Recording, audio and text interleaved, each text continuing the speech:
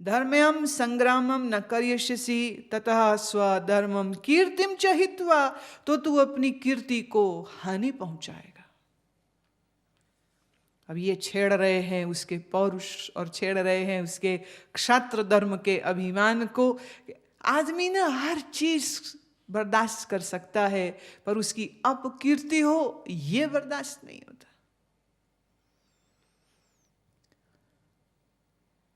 मैं एक व्यंग पढ़ रही थी, लेखक ने लिखा कि मुझे आज तक समझ नहीं लगी कि वो 4 लोग कहाँ हैं। बचपन से लेके आज तक सुनता आया हूं। बचपन में अगर कहीं मैं नंगा नहा के सीधे खेलने चला जाता तो मां कहती, अरे बेटे कपड़े पहन, 4 लोग देखेंगे तो क्या कहेंगे। बेटे स्कूल जा, पढ़ाई नहीं करेगा, 4 लोग देखेंगे तो क्या कहेंगे। बेटे समय पर शादी कर ले, नहीं करेगा तो 4 लोग क्या कहेंगे। बेटे शराब नहीं पीना, जुआ नहीं खेलना, 4 लोग देखेंगे तो क्या करेंगे। वो तो मैं आज तक समझ नहीं पाया हूं वो 4 लोग हैं कौन।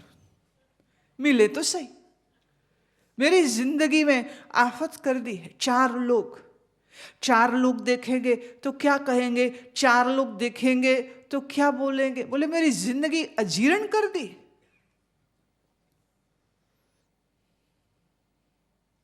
अर्जुन उसी समाज का हिस्सा है जहां कीर्ति को बड़ा पवित्र और श्रेष्ठ, धन चला जाए कीर्ति नहीं जानी चाहिए।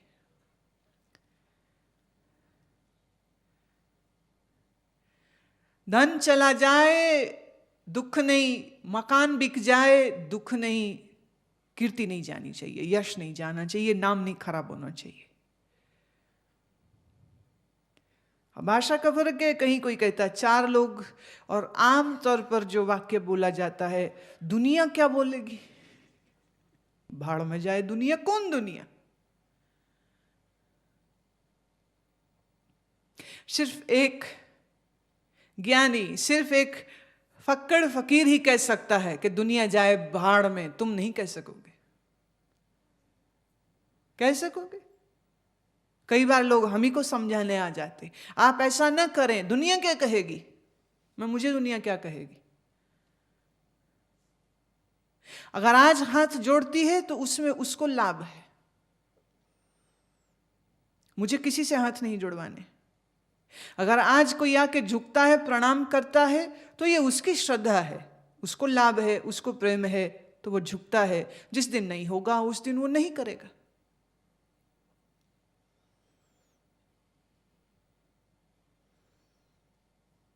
दुनिया में इतना नाम है, आपका नाम खराब हो जाएगा।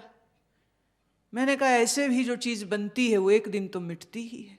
याद रखना इस बात को मेरी। अपयश होगा। जब हमने शक्ति कार्यक्रम शुरू किया और शक्ति कार्यक्रम को प्रचारित करने के लिए क्या तरीके हो सकते हैं, हमने टी-शर्ट्स बनवाए कि लोगों ने कपड़े तो पहनना ही, नंगा तो हिंदुस्तान में गरीबी होता है, बाकी तो सब कपड़े पहनते हैं, तो चलो टी-शर्ट के ऊपर लिखते हैं कन्या शक्ति है, मारो नहीं, girls are gorgeous, love them. इस तरह की स्टेटमेंट्स लिखाई। मेरे तक बात पहुंची कि कुछ लोग ये कह रहे हैं अब तो आश्रम बड़ा बिजनेस माइंडेड हो गया है। बिजनेस माइंडेड हो गए कैसे? टी-शर्ट बनती है, बिकती है। मैंने कहा बहुत अच्छी बात है। ऐसा वो सोचते हैं, वो सोच सकते हैं, वो स्वच्छंद है, उनको जो अच्छा लगे वो सोच सकते हैं। पर मुझे, मेरी समझ, मेरी बुद्धि ये कहती है टी-शर्ट के ऊपर लिखे हुए इस लेख के साथ जहाँ कहीं जाएगा कोई तो पढ़ेगा, जो पढ़ेगा तो पूछेगा भाई ये क्या है, तो फिर बात करेगा जिसने पहनी है कि ये शक्ति है, ये कार्यक्रम है, कन्याओं की भ्रूण हत्या हो रही है, वो नहीं होनी चाहिए, उसको रोकने के लिए एक अभियान चलाया हुआ।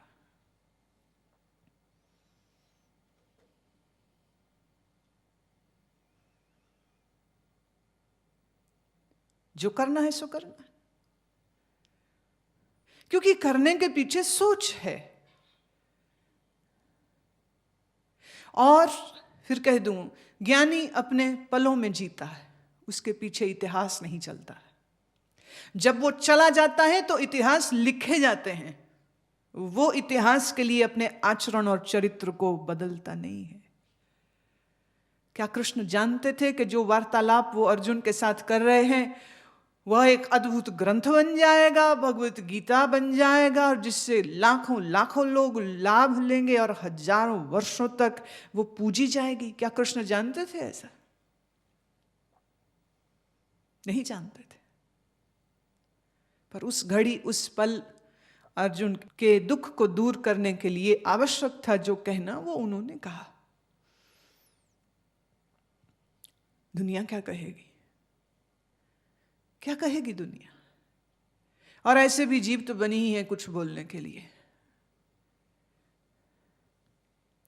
फिलहाल मैं अभी इस प्रसंग को यहीं रोक रही हूं, क्योंकि और 3 श्लोकों के बाद यही चर्चा आने वाली है। तो मैं ज़्यादा सुपर फास्ट स्पीड में क्यों चलूं? जिस स्पीड में कृष्ण महाराज चल रहे हैं हम लोग उसी स्पीड में चलते हैं। फिलहाल वो अर्जुन के लिए कह रहे हैं कि अगर तू ये धर्म युद्ध नहीं करेगा, तेरी अपकीर्ति होगी, तेरे मित्र जो तुम्हें जानते हैं तेरी बुराई करेंगे। और दुनिया में एक सामाजिक व्यक्ति के लिए उसके अपमान और पीड़ा से अधिक और कुछ भी कष्टदायी नहीं होता। अकीर्तिम चापि भूतानि कथिष्यन्ति ते व्ययाम। सब लोग तेरी कीर्ति को दाग लगाएंगे, तेरी बुराई करेंगे। और वो कहते संभावितस्य चा कीर्तिर मरणादतिरिच्यते। और एक क्षत्रिय के लिए, एक माननीय पुरुष के लिए मरने से भी बुरी होती है अपकीर्ति। मरना मुश्किल नहीं, पर बदनामी बड़ा दुख देती। It's a roller coaster ride from Atma Brahma. Now he is talking about the societal behaviors and repercussions of your actions. और अर्जुन को वो कह रहे हैं ऐसा कोई काम मत कर जिससे तेरी बुराई हो। संभावितस्य, माननीय पुरुष जो होते हैं, श्रेष्ठ पुरुष जो होते हैं, देखो उसके अहंकार को कैसे जगा रहे हैं। तू क्षत्रिय है, तू माननीय है, तू श्रेष्ठ पुरुष है, अपनी कीर्ति में धब्बा मत लगने दे। भयाद्रणदुपरतं मंस्यन्ते त्वां महरथः शेषां च त्वं बहुमतो भूत्वा यास्यसि लाघवम्। कह रहे हैं जिनके लिए तू बड़ा माननीय है ना आज, वो सब तुझको तुच्छ बोलेंगे। लाघवम, लघु, तुच्छ, छोटा बोलेंगे। आज जो तेरा मान करते हैं, आज जो तेरा सम्मान करते हैं, आज जो तेरे लिए कहते थे कि तेरे से श्रेष्ठ धनुर्वीर कोई नहीं है, वो सब तेरे को गाली देंगे। और सब यही समझेंगे त्वाम भयात रणात, तू भय के कारण रणभूमि से बाहर भागा। तू भागा है कहां से? युद्ध क्षेत्र से, कारण कि तू डर गया था। अब एक क्षत्रिय के लिए कोई यह वचन कहे कि तू डर गया था, गाली है। अर्जुन की बड़ी महिमा थी, खास करके जब उसने द्रौपदी को जीता। और जिस खेल से जीता वो खेल बड़ा कठिन था। महल की छत में एक तश्तरी पर, एक डिस्क पर एक मछली अंकित है, और उस मछली की छाया देखनी है नीचे रखे बर्तन में, और नीचे रखे हुए बर्तन में देखते हुए मछली की आंख में तीर मारना। मतलब देखो यहां और तीर वहां मारो, और याद रहे जो ऊपर तश्तरी जिस पे मछली अंकित है वो खड़ी नहीं है, वो भी घूम रही है। और उसको देखते हुए तीर नहीं मारना, देखना भी नीचे। और अर्जुन अकेला था। ऐसा तीर चलाने के पीछे उसकी घनी एकाग्रता, बड़ी गहरी एकाग्र शक्ति और उसका परिपक्व निशाना, पूरे हिंदुस्तान में इस घटना के कारण अर्जुन की बड़ी महिमा और बड़ा यश हो गया था। सब हैरान थे, हाउ इज इट पॉसिबल। भगवान कह रहे हैं वह सभी महारथी लोग जिन्होंने तेरा यश गाया था अब तेरी बदनामी करेंगे, युद्ध से डर के भाग गया ये कहेंगे। सो अवाच्य वादांश्च बहून् वदिष्यन्ति त्वाहितः निंदन्तंस्त्व सामर्थ्यम ततो दुःखतरम नु किम। और जितने तेरे बैरी लोग हैं वो सब तेरी निंदा करेंगे, because you have given them a reason to speak against you and belittle you. तेरे सारे बैरी तेरी घोर निंदा करेंगे, तेरे सामर्थ्य की निंदा करेंगे। अवाच्य वादान, ऐसे वचन कहेंगे जो कहने नहीं चाहिए, वो बोलेंगे।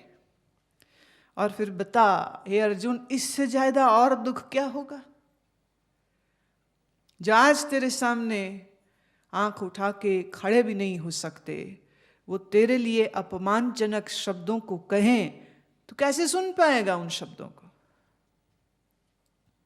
फिर याद करा दूं, श्री कृष्ण इस युद्ध को करना भी नहीं चाह रहे, इस युद्ध का वो हिस्सा भी नहीं है, पर वो अर्जुन को अपने क्षत्रिय धर्म का पालन करने के लिए बराबर प्रेरित कर रहे हैं।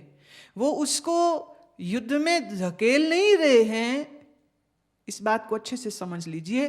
कृष्ण अर्जुन को युद्ध में धकेल नहीं रहे हैं, उसे सिर्फ यह याद करा रहे हैं कि तू क्षत्रिय है, युद्ध करना तेरे खून, स्वभाव और संस्कार में है, और अपने ही स्वभाव से तू पीछे नहीं हट सकता। और अगर तू अपने ही स्वभाव से पीछे हट के युद्ध छोड़ देगा तो सारा जीवन तू दुखी होगा। To be a warrior is something which comes to you naturally. जैसे किसी के लिए शायरी सहजता से आती, किसी के लिए गायन सहजता से आता है, किसी के लिए राजनीति सहजता से आती, किसी के लिए बोलना सहज से आता है, किसी के लिए पाकशाला, रसोई पकाना, बनाना, घर संभालना सहज से आता है। स्त्रियों में बहुत सी स्त्रियां हैं जिनको सौंदर्य और श्रृंगार सहज से आता है, और उनका सौंदर्य इतना अप्रतिम है कि वो कभी भी आपको इस तरह बैठी हुई अस्त व्यस्त नहीं दिखेंगी। ना वो खुद अस्त व्यस्त होंगी, ना उनका घर अस्त व्यस्त होगा। अधिकतर स्त्रियां ऐसी नहीं हैं। अधिकतर स्त्रियां जब घर से बाहर निकलना हो तो श्रृंगार करेंगी, बाकी समय वो भूतनी बन के घर में बैठी रहेगी। उजड़े बाल, बिखरे बाल, पुराने कपड़े। कोई पूछे ऐसी हालत में क्यों है, बाहर थोड़ी जाना, घर ही तो है। माने घर में पति के सामने भूतनी बनी बैठी है, और बाहर किस मर्द को जाके तूने दिखाना है अपना श्रृंगार। पत्नी का श्रृंगार उसके पति के लिए। तो अगर पति के लिए श्रृंगार करे तो भी, और अगर वो सुलझी हुई नारी है और पति नहीं भी है, या अविवाहित है, या तलाकशुदा है, या विधवा है, वो तो भी श्रृंगार करे, वो अपने लिए करे।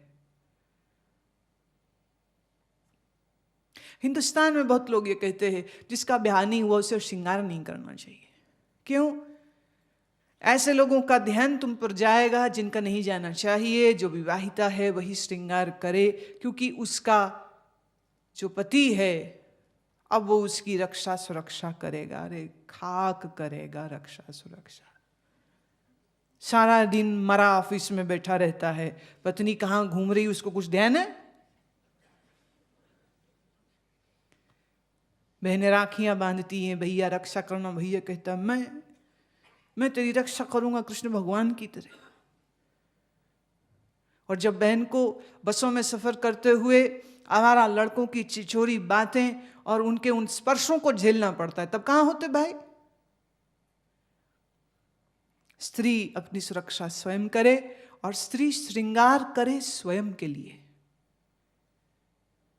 एक ने कहा नहीं, स्त्री श्रृंगार करेगी तो गलत नजरें आ जाएंगी। क्यों? जो श्रृंगार नहीं करती है उन स्त्रियों पे गलत नजर नहीं आती है क्या? जिनकी नजरें गलत हैं वो तो देवी देवताओं और अवतारों में दोष और व्यसन ढूंढ लेंगे। तो सुलझी हुई स्त्री, इनर एंड आउटर बैलेंस जो जानती है, जिसका बुद्धि का स्तर अच्छा है, जो खाली मुंह पे मेकअप नहीं पोतती, जिसका दिमाग भी मेड अप है। Are you getting when I am saying made up? जिसकी बुद्धि विचलित नहीं है, बिखरी हुई नहीं है, जिसकी बुद्धि भी ओजस्वी और तेजस्वी है। अगर कृष्ण एक पूर्ण पुरुष है तो राधा एक पूर्ण स्त्री है। और अद्भुत बात देखिए, जिसका ब्याह हुआ था कृष्ण के साथ उसका नाम कोई नहीं लेता, और जो ब्याही न गई कभी, पर जो पूर्ण स्त्री थी, जो श्रेष्ठ नारी थी, और जो कृष्ण के पौरुष को कॉम्प्लीमेंट करती थी, राधा, वो कृष्ण ही हो चुकी थी। और चूंकि वो इतनी कृष्णमयी हो गई थी, एक और अद्भुत घटना घटी कि श्रीमद् भागवत ग्रंथ जो श्री कृष्ण की सारी लीला का वर्णन करता है, वो एक बार भी राधा नाम का जिक्र भी नहीं करता। There is not even one single word, passage or chapter where Radha word comes. There is no Radha word. Rukmini का नाम है, सत्यभामा है, कुब्जा है, ललिता है, सखियों के नाम है, राधा का नाम नहीं।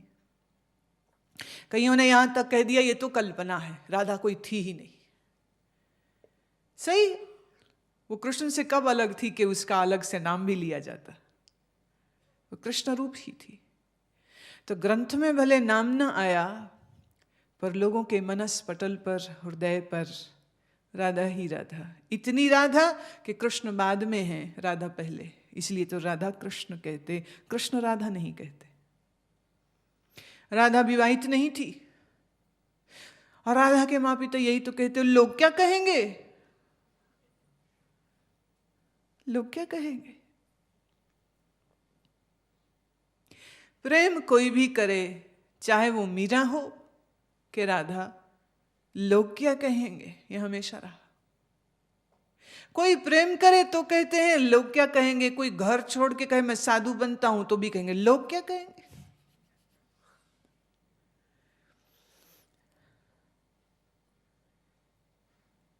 लोग क्या कहेंगे।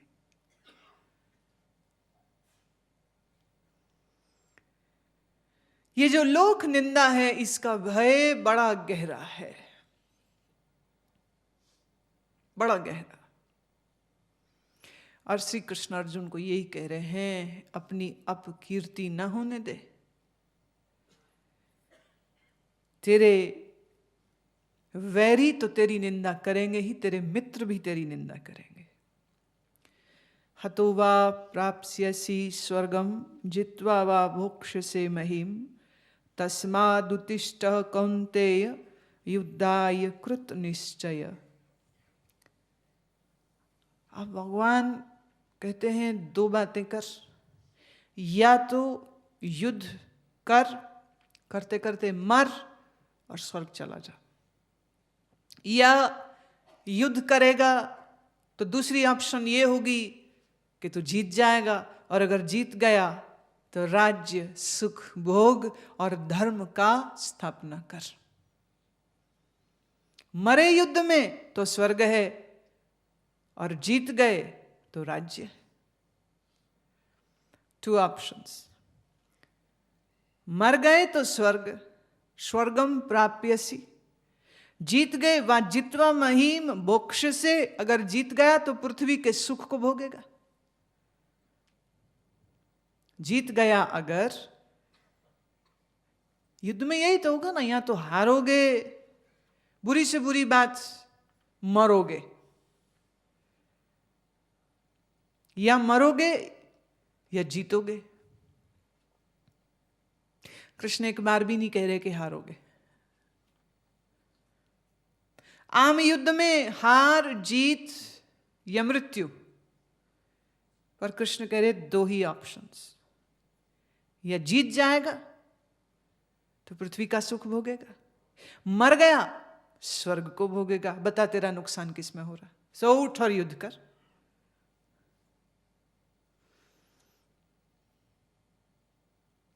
तुम्हारे जीवन में जब द्वंद्व ठहरता है, जब युद्ध ठहरते हैं, ये जरूरी नहीं कि तीर तलवारों से ही युद्ध होते हैं, जुबान के द्वारा छोड़े गए इन शब्द बाणों के भी युद्ध होते। आज तीर तलवारों का युद्ध नहीं होता, उस समय संबंधियों में तीर तलवारों में युद्ध ठन गया, लेकिन तुम्हारा जब तुम्हारे संबंधियों से युद्ध ठहरता है तो वो जुबान का होता है, वाणी का होता है। ऐसी स्थिति में तुम भी कई दफे हारते हो अर्जुन की तरह, और कहते रही दूर ही रहो इनसे, भाग जाओ। 4 दिन बच्चे ठीक से व्यवहार ना करे तो तुम टैची बांध के तैयार होते हो, जा रहे हम कहां, आश्रम में। एक बात तो टैची पक्के ही बंधे। हम तो हंस रहे थे, मैंने कहा आज तो वो समय आ गया है कि जब जितने दिन कोई ठहर जाए, चाहे घर में चाहे आश्रम में, बड़ा उपकार है। टैची नहीं तो पत्नी पति के मैं देखो एक का टैची बंध जाता है, चल तू मायके। पति का अपना वर्चस्व होता है, वो कहते घर मेरा है तो तू निकल। मेरा सुझाव है भारतीय कानून में थोड़ा अंतर लाना चाहिए, ठीक वैसे ही जैसे अमेरिका में घर हमेशा पत्नी के नाम होता है, या तो जॉइंट है या पत्नी के नाम पर। पोस्टल एड्रेस खाली पति के नाम नहीं होगा, वहां पर भी पत्नी और पति दोनों का नाम एनवेलप पे आएगा, निश्चित, इट्स अ लॉ। अब अगर पति कुछ उल्टा सीधा काम करे तो पत्नी कहती आउट, कपड़े भी नहीं उठाने देगी, और एक फोन कर देगी पुलिस में, रेस्ट्रेनिंग ऑर्डर्स। अब ये आदमी इस मकान के और इस औरत के 300 मीटर तक दिखाई नहीं देना चाहिए, और अगर कहीं वो दिख जाए गरीब आदमी तो वो तुरंत फोन करती है आ गया, पुलिस आएगी उठा कर ले जाएगी। पुरुष को समझाना पड़ेगा। वो कहते हैं घर स्त्री को ही मिले, उसके बच्चे वो कहां जाएगी। और कहीं ना कहीं पुरुषों के ऊपर लगाम बांधने का भी यही उत्तम तरीका है, नहीं तो ये बिगड़े हुए सांड की तरह कहीं भी भिड़ जाएंगे। पुरुषों को नकेल डालने के लिए समाज और कानून ऐसे नियम देता है।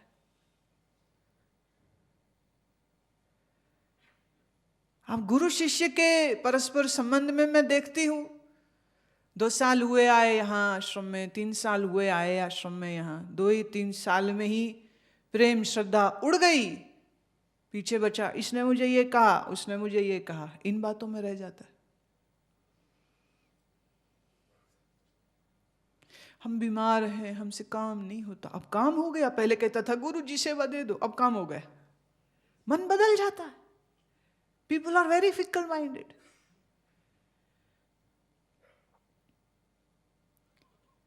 जैसे समाज और कानून ऐसे नियम बनाता है कि कम से कम स्त्री और उसके बच्चों के राइट्स, सुरक्षा, अधिकार जो है वो सुरक्षित रहे। कभी कभी मैं कहती हूं, जब शिष्य कहता है मैं समर्पित हुआ, तो क्या वो होता है? क्योंकि अगर हो जाता तो उसने अपने सारे अधिकार गुरु को दे दिए कि तू जिंदा मार दे तो भी तेरे, और तू पाले और सदा आशीर्वाद दे हम तो भी तेरे। दुनियावी हर रिश्ते में तुम बैक ऑफ कर सकते हो। पति पत्नी है, मैं नहीं तेरा पति, तू नहीं मेरी पत्नी। माँ बाप बच्चे कह सकते हैं तू नहीं मेरा, मैं नहीं तेरा। लेकिन अगर वास्तव में गुरु और शिष्य का रिश्ता बना है तो वहां ये शब्द कभी नहीं आ सकते कि हम आज से तेरे नहीं रहेंगे, आज से हम तेरे पास नहीं रहेंगे।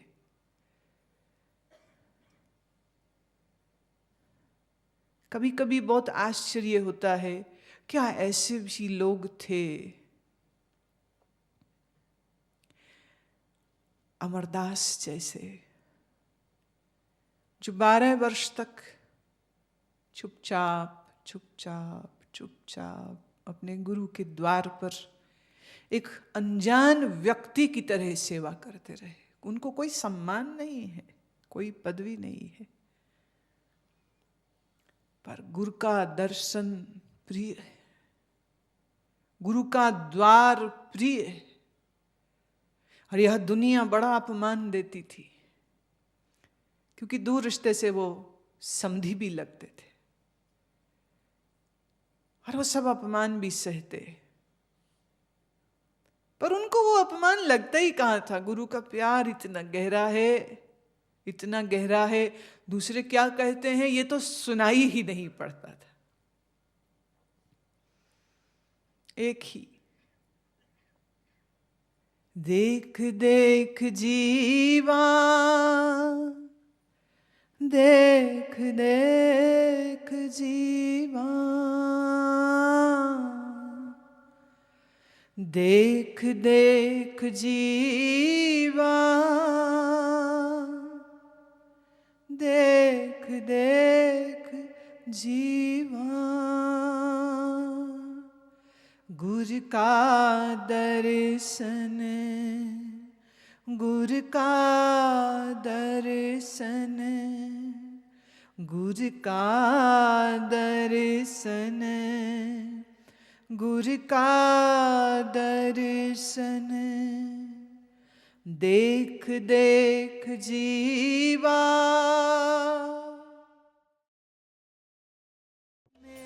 ऋषि अमृत आश्रम द्वारा प्रकाशित मासिक पत्रिका, गहन आध्यात्मिक सूत्रों, स्वास्थ्य संबंधी लेख और विविध कार्यक्रमों की जानकारी से पूरित ये पत्रिका अब हिंदी व गुजराती दोनों भाषाओं में उपलब्ध है। सदस्यता हेतु संपर्क करें 0130-221-6500 व 0130-221-6501।